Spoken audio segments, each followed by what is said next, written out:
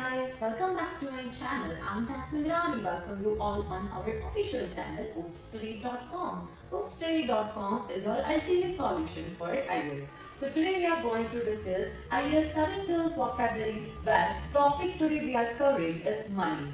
So let's get started with the first vocab.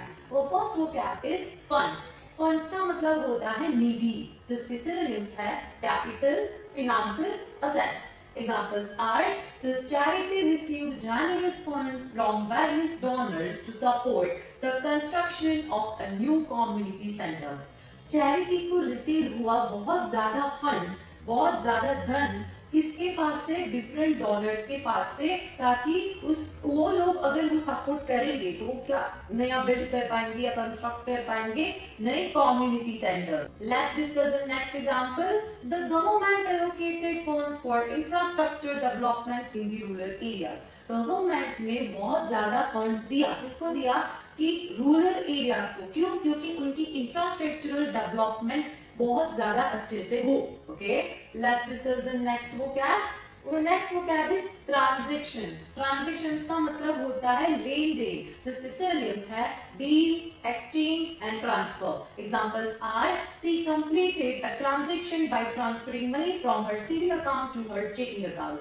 उसने अपना transaction complete किया. कैसे? मनी ट्रांसफर करके एक सेविंग अकाउंट से दूसरे अकाउंट के अंदर. The online transaction for purchasing a laptop was confirmed with a digital result.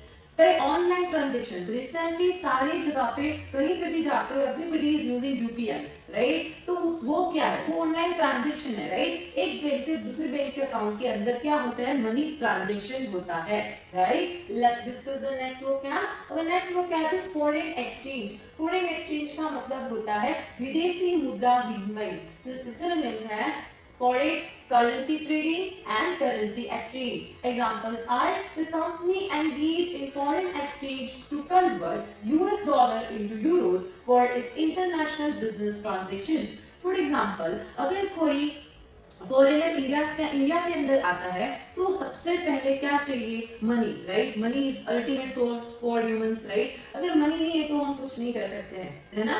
तो अभी फॉर एग्जांपल अगर कोई फॉरेनर्स इंडिया के अंदर आता है तो वो क्या करता है? वो डॉलर होते हैं, right? Foreigners are using dollars, India are using rupees, right? तो वो डॉलर कन्वर्ट करते हैं किसके अंदर? इंडियन रुपीज के अंदर. तो उससे क्या होता है कि वो अभी इंडियन रुपीज यहाँ पे यूज कर सकता है इंडिया के अंदर, डॉलर तो यूज नहीं कर सकता ना. तो उसको बोलते हैं फॉरेन एक्सचेंज.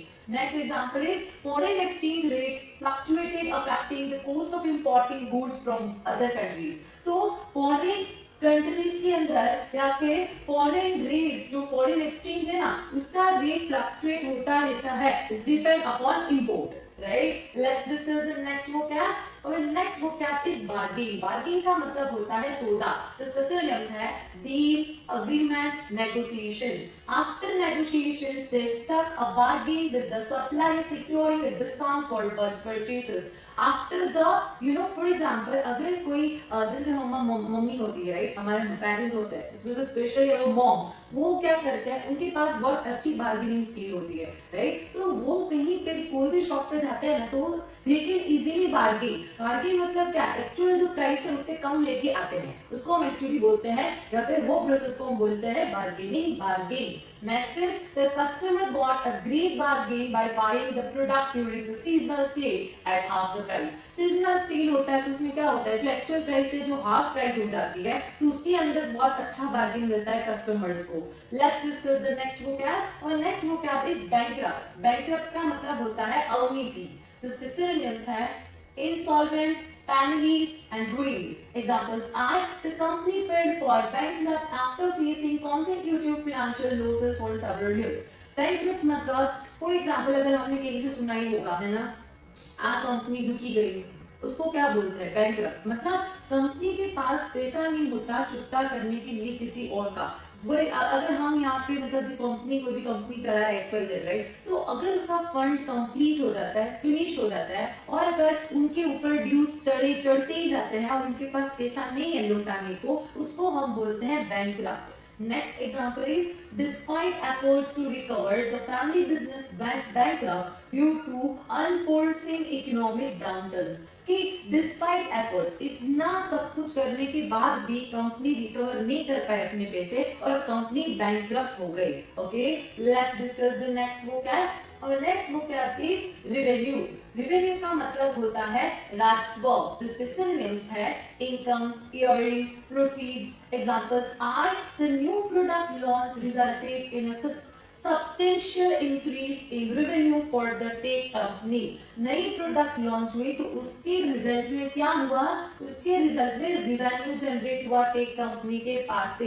रिवेन्यू मतलब क्या होता है? फॉर एग्जांपल अगर जो हमारे रोड होते हैं, राइट, जितने भी पब्लिक चीजेज होती है तो we are paying the taxes, वो सब क्या है? वो सब रिवेन्यूज है ना. तो किसको जाते हैं वो सारे रिवेन्यूज? गवर्नमेंट को, राइट. जो रोड के टैक्सेस लगते हैं, वाटर टैक्सेस लगते हैं, वो सारे कौन लेता है? गवर्नमेंट. इसको बोलते हैं revenues. Next is the bookstore's revenues sold during the holiday season due to increased sales. तो भाई बुक स्टोर को बहुत अच्छा वाला रिवेन्यू जनरेट हुआ जब बुक सेल की तब.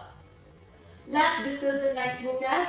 Our next vocab is trade balance. Trade balance का मतलब होता है व्यापार संतुलन, जिसके synonyms है commercial balance, import export balance and trade surplus deficit. जिसके examples हैं the country's trade balance showed a surplus as exports exceeded imports for the fiscal year. Next is a trade deficit affected the nation's economy, leading to the discussion about trade policies. Right? Trade balance. एक trade मतलब क्या होता है? Import and export of any product. Right, कोई भी एक product import होती है या फिर कोई हमारी प्रोडक्ट डोमेस्टिक में से इंटरनेशनल में क्या होती है? एक्सपोर्ट होती है. तो उनको बैलेंस करना बहुत जरूरी है. वो बैलेंस कौन करता है? Government obviously. वो सच टाइप ऑफ पॉलिसीज है, सच टाइप ऑफ नॉर्म्स है जो हमें मेंटेन करने पड़ते हैं. उसको हम बोलते हैं क्या? Trade balance. Next is monopoly. Monopoly का मतलब होता है एकांकीकार, जिसके सिनोनिम्स है एक्सक्लूसिव कंट्रोल, डोमिनेशन और sole ownership. Examples are the telecommunications giant had a monopoly in the region controlling all major networks and services. जो टेलीकम्युनिकेशन है ना, वो बहुत ज्यादा हाई मोनोपोली. मोनोपोली का मतलब होता है कोई एक व्यक्ति के पास परमिशन है जो वो एक व्यक्ति ही सेल कर सकता है. जैसे कि कई कंट्रीज के अंदर टॉम्बैको जो सिर्फ गवर्नमेंट ही सेल कर सकती है, तो उसको मोनोपोली कहते हैं. Let's see the next example. The gaming company established a monopoly in the market by acquiring several small competitors. Gaming company ने क्या establish किया? मोनोपोली मार्केट के अंदर. क्यों? क्योंकि दूसरे सारे स्मॉल कॉम्पिटिशंस क्या थे? अराइज होते थे. Right? Let's see the next is a vocab. Our next vocab is marginal cost. Marginal cost मतलब क्या होता है? मार्जिनल कॉस्ट मतलब मार्जिनल लागत, जिसके सिनोनिम्स है increment cost, additional cost and variable cost. एक एग्जांपल से मार्जिनल कॉस्ट समझते हैं. जैसे कि एक आदमी है, उसने 3 टेबल 300 रुपए में बेचे. ओके, दूसरा आदमी है, उसने वही टेबल 4 टेबल बेचे कितने रुपए में? 400 रुपए में. राइट? तो क्या हुआ? जो 3 और 4 उन दोनों के बीच में से हमें ये पता चला कि एक टेबल की प्राइस कितनी होगी? 100 रुपया. तो जो 100 रुपीज है उसको हम मार्जिनल कॉस्ट कहते हैं. क्या कहते हैं? Marginal cost. Okay, let's discuss the examples. The manufacturer calculated the marginal cost of producing additional unit to determine pricing strategies. Pricing strategies के अंदर हम ये देखते हैं ना कि हमें प्रॉफिट कितना हुआ. राइट? अगर एक्चुअल कॉस्ट इतने की है, हमने बेची उतने में, तो उसमें से जितना बचा वो हमारा प्रॉफिट, उसको हम कहते हैं marginal cost. Next is increasing production resulted in a rise in the marginal cost as per unit due to higher material expenses. बहुत ज्यादा मटेरियल एक्सपेंसेस होगा तो हमें मार्जिनल कॉस्ट क्या होगा? बहुत ज्यादा होगा. बहुत ज्यादा मार्जिनल कॉस्ट भी दैट इज इंक्रीज होता है प्रोडक्शन के अंदर, तो वो डेफिनेटली रिजल्ट करता है मार्जिनल कॉस्ट के अंदर. Let's discuss the next vocab. Our next vocab is market equilibrium. Market equilibrium का मतलब होता है बाजार संतुलन, जिसके synonyms है price balance, equilibrium price and market stability. In a competitive market, the force of supply and demand reach a market equilibrium, stabilizing prices. कि market equilibrium होनी चाहिए, मतलब जो भी मार्केट होती है उसका संतुलन, उसकी बैलेंस होना बहुत जरूरी है। अगर हम कोई भी चीज सप्लाई, जैसे कि आपको पता है inflation you all know right, तो उसमें क्या होता है, बहुत ज्यादा सप्लाई नहीं हो जानी चाहिए, बहुत ज्यादा डिमांड नहीं होनी चाहिए राइट। अगर मार्केट बैलेंस होता है, स्टेबल होता है, तो that is good for our economy better. Next, economists study the market equilibrium to understand the balance between buyers and sellers preferences. Economist ने क्या किया, उसने स्टडी किया क्या कि भाई उसने क्या समझा, बैलेंस किसके किसके बीच में होना चाहिए, बायर और सेलर के बीच में क्या होना चाहिए, बैलेंस, उसको हम बोलते हैं market equilibrium right.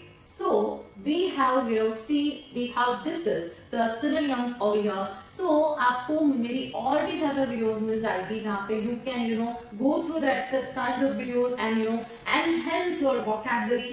Apart from that, अगर आपने मेरे चैनल को सब्सक्राइब नहीं किया है then please subscribe my channel, like my channel and hit the bell icon and stay tuned.